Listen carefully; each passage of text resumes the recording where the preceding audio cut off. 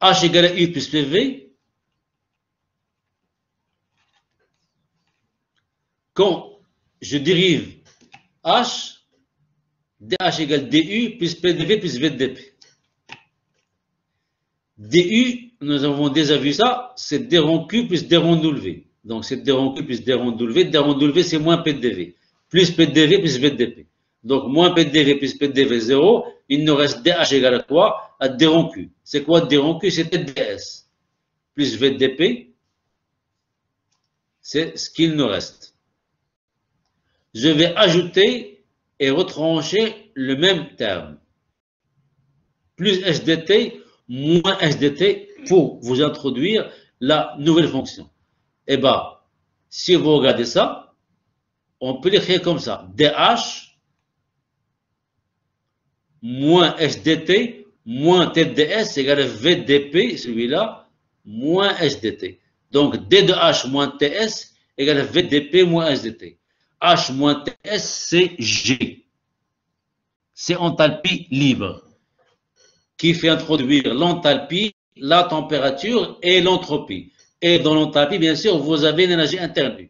Donc, DG, c'est quoi? C'est VDP moins SDT. Donc, G, la fonction enthalpie libre, qu'on appelle aussi fonction de Gibbs, c'est le chercheur qui a trouvé, c'est un Hollandais. C'est pour ça qu'on met grand G, la première à l'aide de son nom, c'est VDP moins SDT. Donc, G est une fonction d'état qui dépend de la pression et de la température, qui dépend de la pression et de la température. Si on dérive, on aura dG égale dH moins TDS moins SDT. dG égale donc à dH moins TDS. Pourquoi? Parce que vous avez la température T qui est constante lors de la réaction chimique. Donc, dG égale dH moins dTs. Donc, delta G égale delta H moins T delta S. Donc, pour calculer delta G d'une réaction, c'est tout simplement delta H moins T fois delta S. Delta H moins T fois delta S. Les indices P et T montrent que la pression et la température T sont maintenues constantes.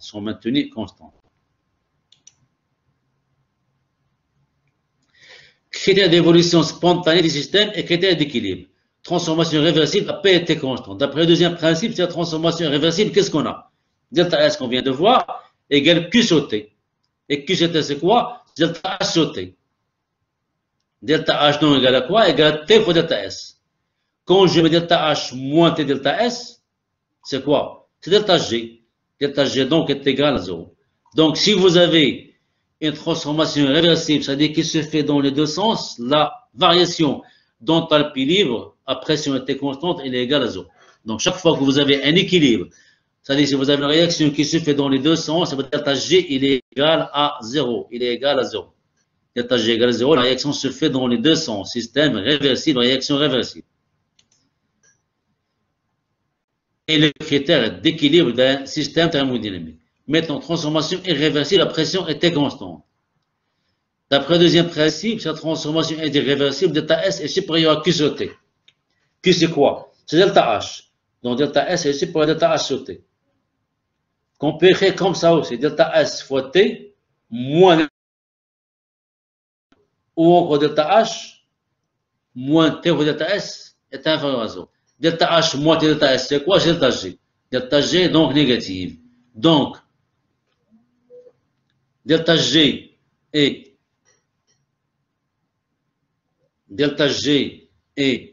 négative. Ça veut dire quoi? Ça veut dire que la réaction se fait dans un seul sens. C'est le critère de spontanéité. C'est le critère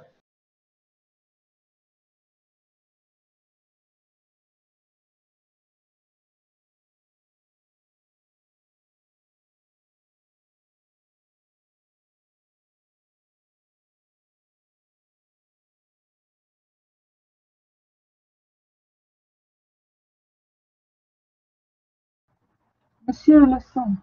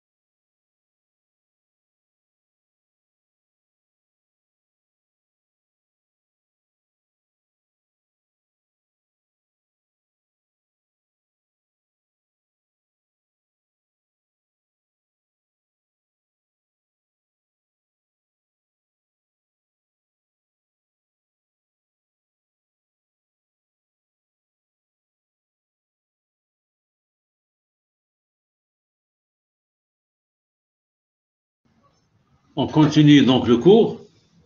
C'est juste une petite erreur de connexion.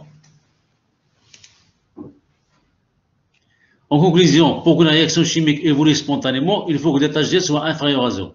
Au contraire, s'il est supérieur à 0, le processus ne peut se produire spontanément. Donc, on va résumer. Si l'état G égale 0, ça veut dire que la réaction se fait dans les deux sens. Si l'état G est négative, ça veut dire que la réaction est spontanée, elle se fait dans un seul sens. Si l'état G est négatif, le processus ne peut pas se produire. La réaction est impossible, on doit faire amorcer la réaction pour qu'elle puisse se faire. Donc, retenez ça.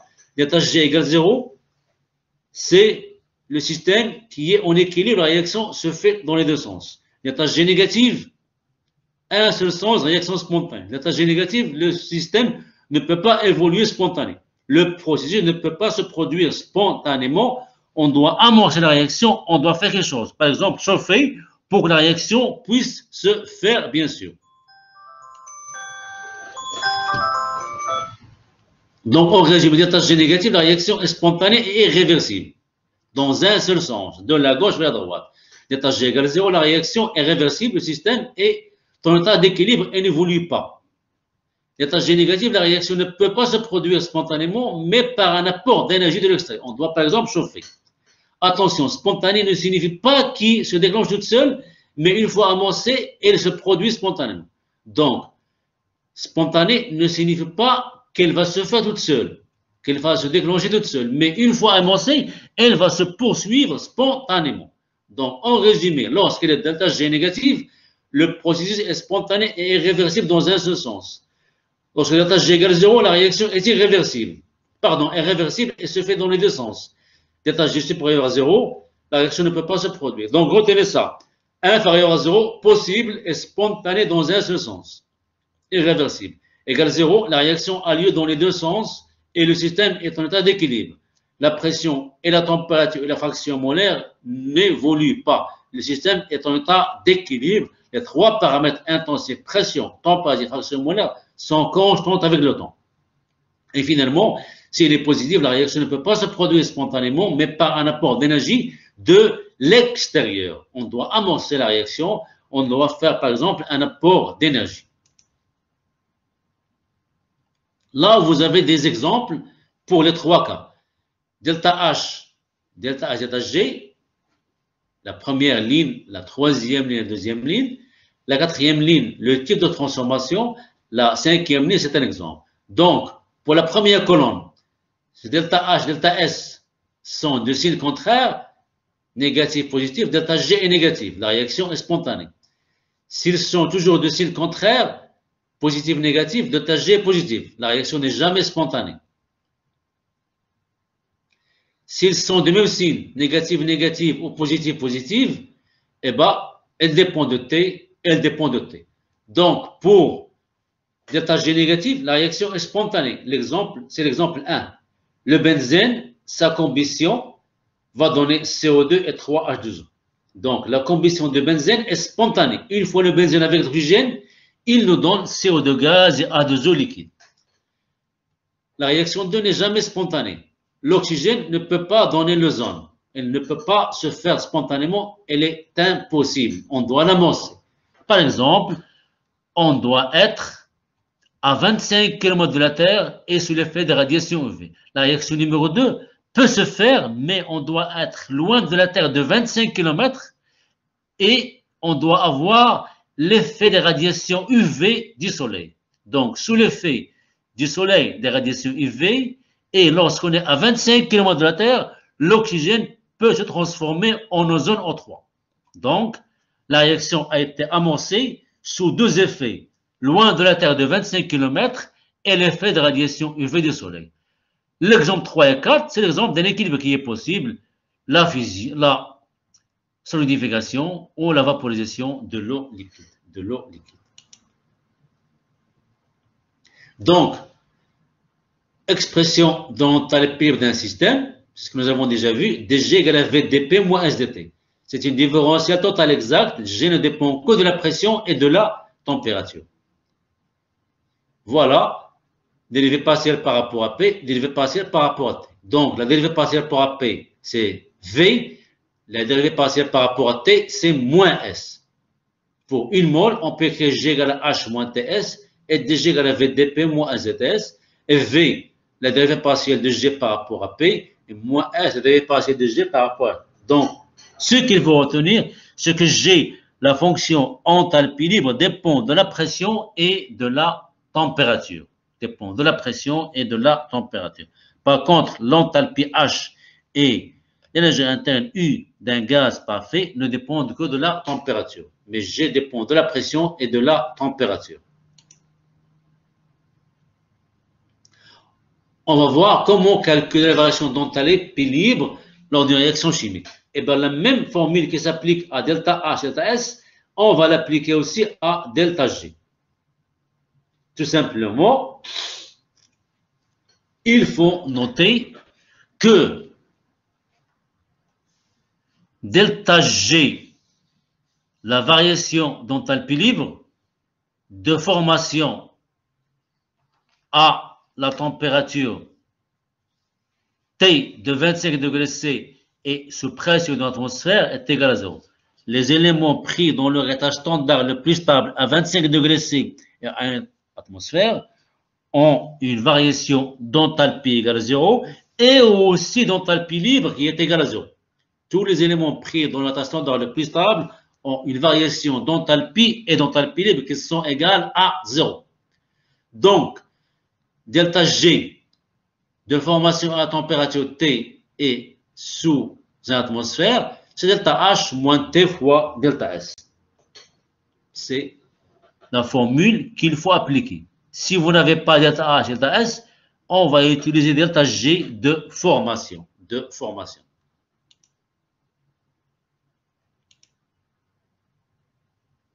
Et voilà la relation numéro 2 qu'on peut utiliser pour delta G. Delta G d'une réaction, c'est delta G de formation des produits moins le delta G de formation des réactifs, sans oublier les coefficients stoichiométriques. Donc, cette fameuse relation s'applique à l'entropie S et à l'enthalpie H, et aussi à l'enthalpie de delta G. Mais pour delta G, on a deux relations, celle-là et puis celle de delta H moins T fois delta S. Un exemple, N2O gaz qui va donner N de gaz plus N demi-O de gaz. Delta G de N2, c'est 0. Delta G de O2, c'est 0.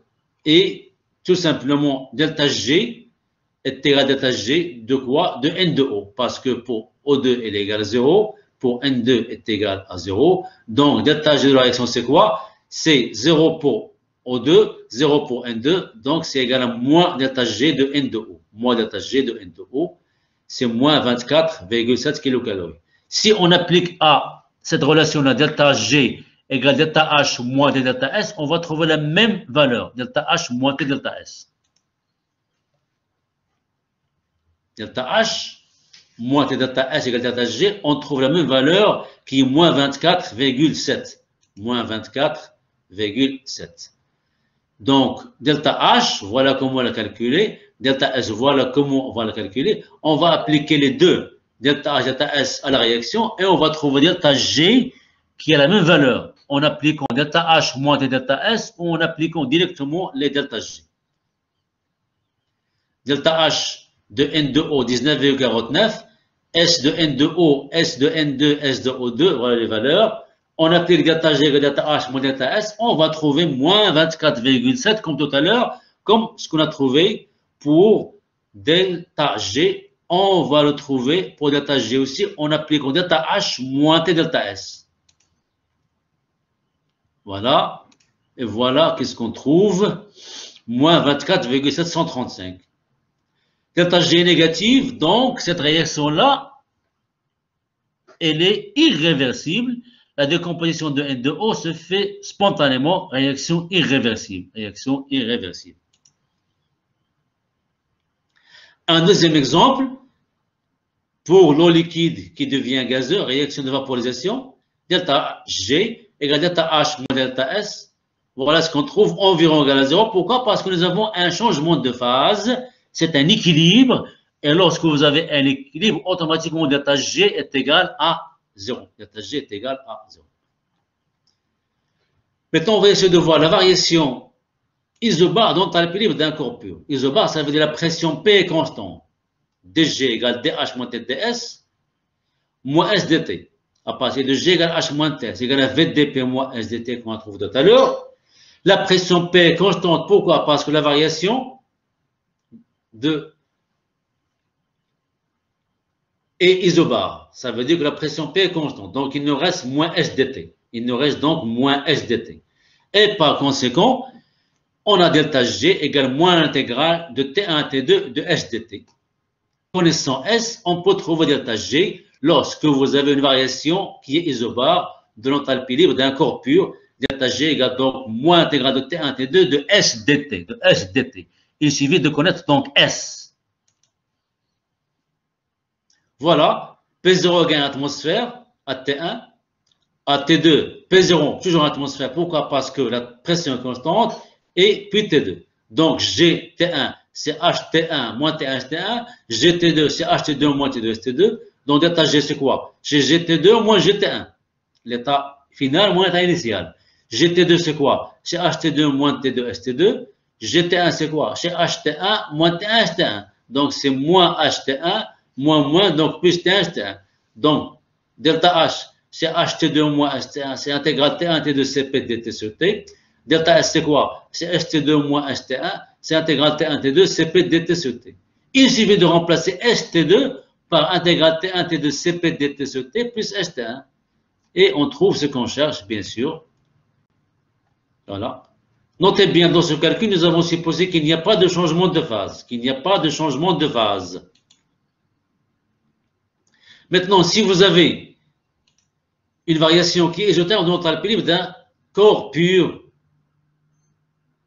avec la pression. Donc, c'est la température qui est constante. Donc, dG égale VdP moins SdT. On aura tout simplement dG égale VdP.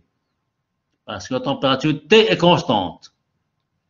dG égale VdP. Delta G égale quoi? L'intégrale P1, P2 de VdP. Donc, V égale fonction de la pression. Et on va prendre le cas des gaz parfaits parce qu'on s'intéresse aux gaz parfaits. PV égale nRT, on va prendre une mole, donc PV égale RT, donc le volume V, c'est RT sur P qu'on va remplacer ici, V par RT sur P. V par RT sur P. Voilà, pour les phases condensées, liquide ou solide, V est très petit, donc dG très faible. Donc, la variation d'enthalpie libre est très faible et n'est pas intéressante dans le cas des phases condensées, solide ou liquide. Donc, elle sera très intéressante dans le cas où nous avons des systèmes assimilables à des gaz parfaits, c'est-à-dire dans le cas où nous avons des gaz. Delta G égale donc à l'intégrale de P1, P2 de V dP. V c'est quoi? C'est RT sur P. C'est l'équation des gaz parfaits. Donc, égale RT qui sortira de l'intégrale de dP sur P. L'intégrale de dP sur P, c'est quoi? C'est l'intégrale d'une fonction logarithmique.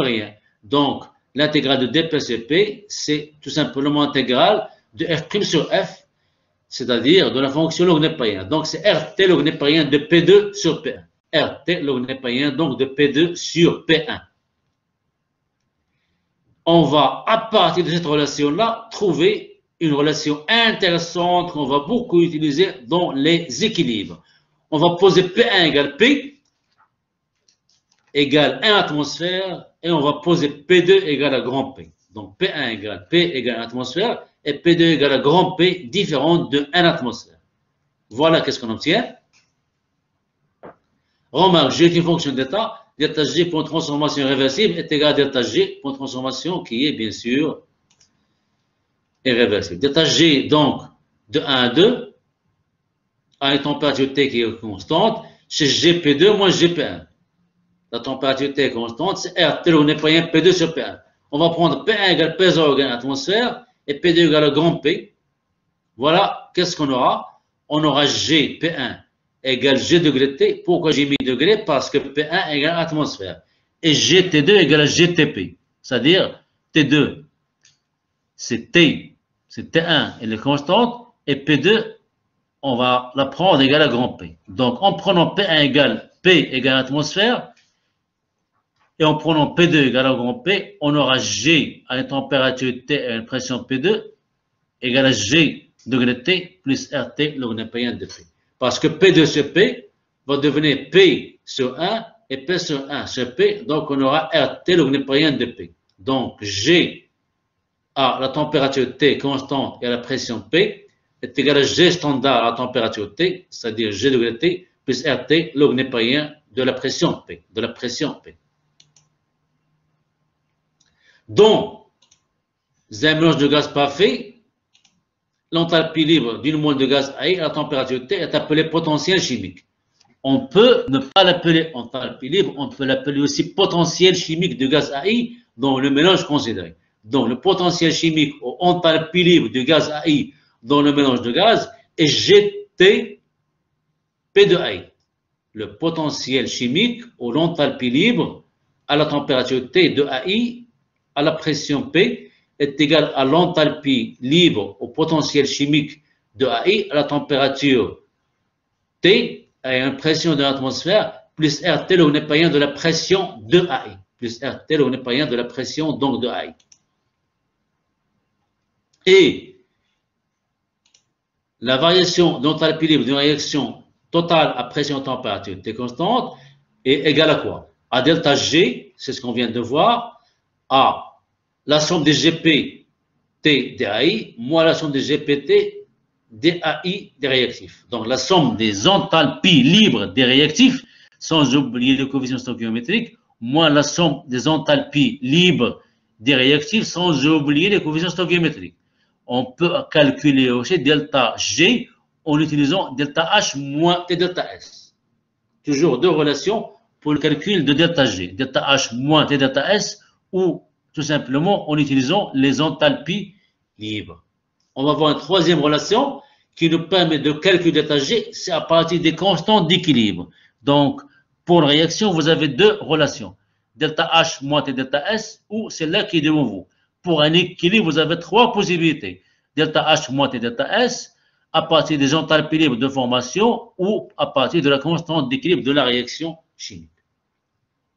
De l'équilibre. Delta G PT à la pression P à température T, c'est A'1. On va remplacer G de A'1 par sa valeur. C'est G standard plus RT de l'E' de A'1.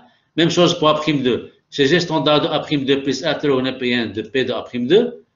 Même chose pour A1. G standard de A1 plus RT log P1 de P de A1. Même chose pour A2. G standard de A2 plus RT log P1 de la pression de A2. On prend le premier terme de chaque expression. G standard A'1, G standard A'2, G standard A1, G standard A2.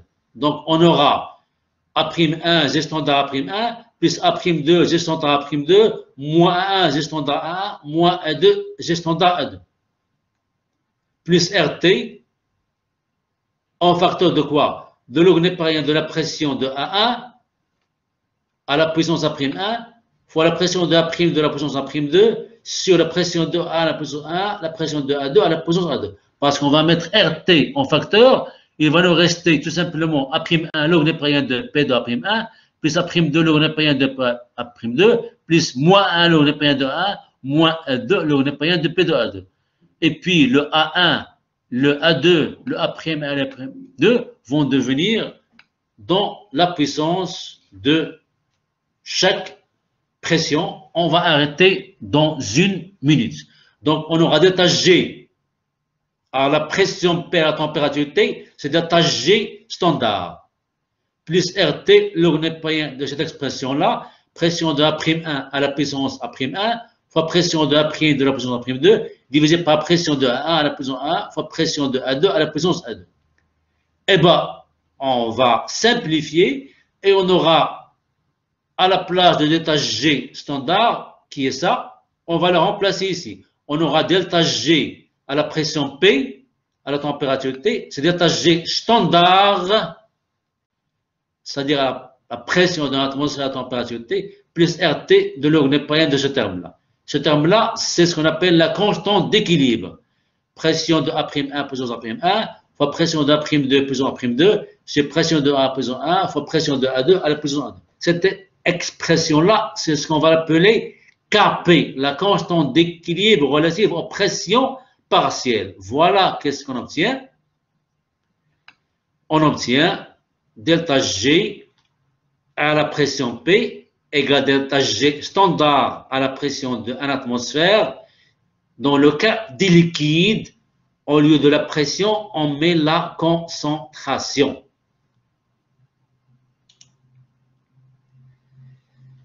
Pour finir, une seule minute, nous avons dg égale VdP moins SdT. On va remplacer V par sa valeur, c'est la dérivée de G par rapport à P, et moins S par sa valeur, c'est la dérivée de G par rapport à T. La pression elle est constante, donc on a dg par rapport à T, c'est moins S. Or, G égale à H moins TS. Quand je fais H à gauche, j'aurai moins H égale moins TS moins G. Je vais dériver et on va voir qu'est-ce qui se passe. Mais moi, je ne vais pas faire la dérivée. Je vais diviser par T au carré. Donc, on aura moins H divisé par T au carré égale moins TS sur T au carré moins G sur T au carré. Et qu'est-ce qu'on aura? On aura tout simplement moins H sur T au carré, lorsque je divise par T au carré, est égal à moins G sur T au carré, puis moins T sur T au carré, c'est moins 1 sur T, et puis le moins S, c'est la dérivée de G par rapport à T. Donc, tout simplement, pour vous dire que la dérivée de G sur T par rapport à T, elle est égale à moins H sur T au carré. Elle est égale à moins H sur T au carré. Je répète, la dérivée de G sur T par rapport à T, c'est moins H sur T au carré. C'est la relation de Gibbs-Helmholtz. C'est la relation de Gibbs-Helmholtz. Elle peut s'appliquer aussi aux réactions chimiques. La relation de Gibbs s'applique aussi aux réactions chimiques. Merci de votre attention. La séance d'aujourd'hui est terminée. Donc, on se donne rendez-vous pour la semaine prochaine, Inch'Allah, et je vous remercie pour votre attention.